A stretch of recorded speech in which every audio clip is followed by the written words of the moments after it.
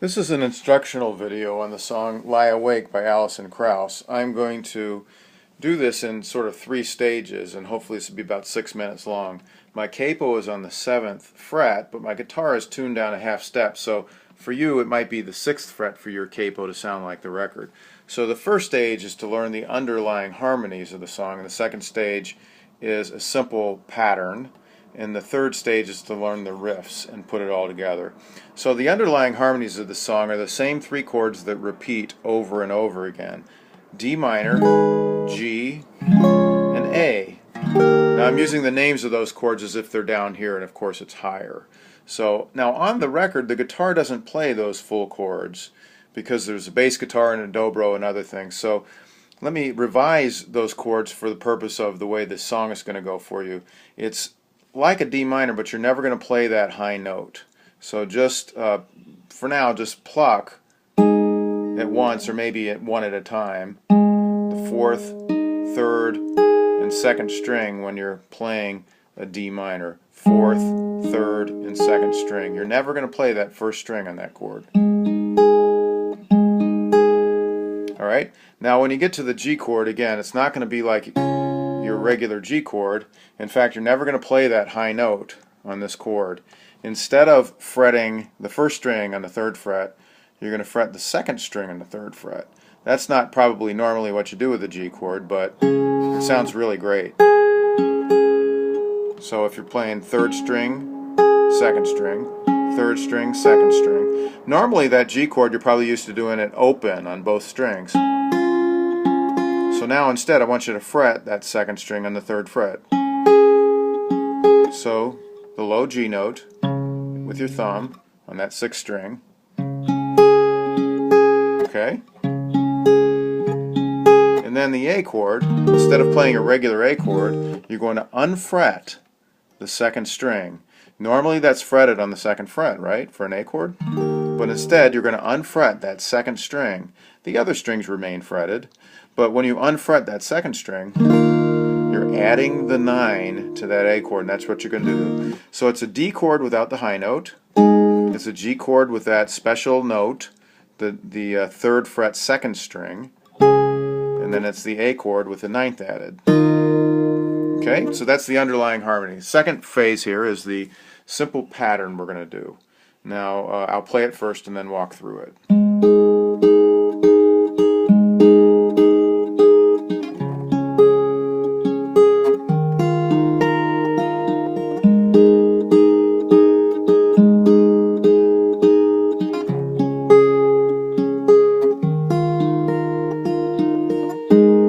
Okay, so starting out with the D, just play the D chord. Remember, you're never going to play that high note. You're just first of all plucking with your thumb the D note, the low D note on the 4th string, open. Now the guitar in the record never does that thumb beat thing that I'm doing because you have a bass guitar and so forth. So we're filling it out because we don't have a bass guitar here. So you pluck with your thumb that open 4th string and then pluck up on the 2nd and 3rd strings when you're playing a D chord. Or D minor, I should say. Okay, then you go to the G chord and remember to fret the 2nd string on the 3rd fret. You're going to pluck the 6th string, fretted on the 3rd fret the way you would with the G chord, and then your 3rd string is open, your 2nd string, as I said, is fretted on the 3rd fret.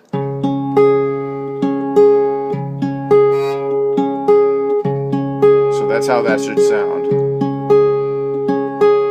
Now the A, remember, we're unfretting the 2nd string, which would normally be fretted.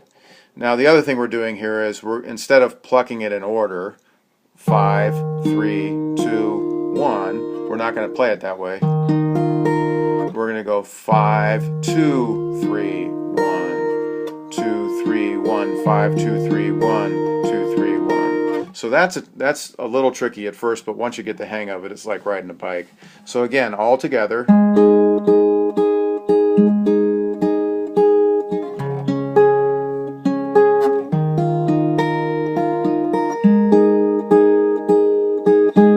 Okay, then the last thing is the little riff. It's very simple. When you're playing a D minor chord without the high note, you're just plucking up that 2nd and 3rd string. Just slide that up 2 frets. And then slide it back down. Practice that till you have it. And then the next thing is that simple riff. It's a pull-off riff. You're pulling off the first fret's second string, and then the second fret third string. And then you go right to the G chord. And that's why that note I talked about was so important, that third fret second string, because to me it sounds great at the end of that phrase. That phrase really needs to resolve on that note, I think.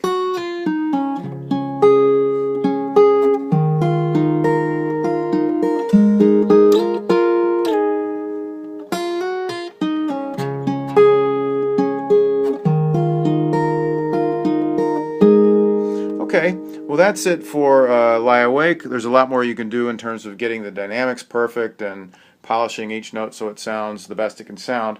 But that's the basic harmony, the basic rhythm, the basic way the notes are in order, and hopefully we'll get you started.